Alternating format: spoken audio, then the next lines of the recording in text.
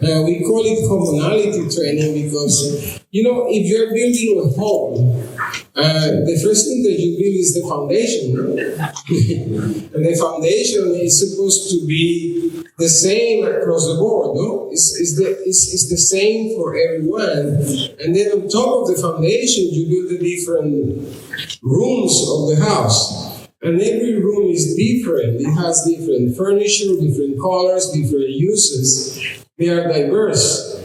But you have to build the foundation first. What happens if you don't have a strong foundation? The house crumbles, And we are not doing that in America. We are trying to convince people to appreciate each other by telling them all the things that make us so different from each other.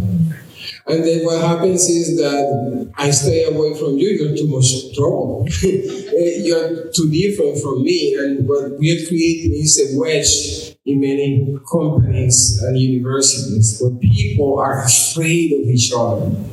You are afraid of saying the wrong thing because then you may get sued.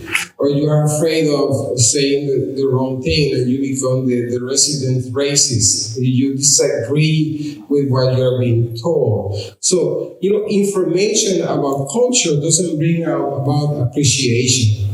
I can have a PhD in Guatemalan culture and hate the guts of Guatemalans. Only an encounter of individuals is what brings about true diversity. Do you know that the effects of diversity training last 2 days after training? And this is from research that is conducted by the people who are conducting diversity training. So they tell us it doesn't work, but it brings a lot of money out. And number two is that there are more lawsuits for discrimination after diversity training than before diversity training. And you know why? It's because we start placing ideas in the minds of people, these microaggressions things, you are told what to look for because you are being discriminated and you are already disgruntled in the workforce.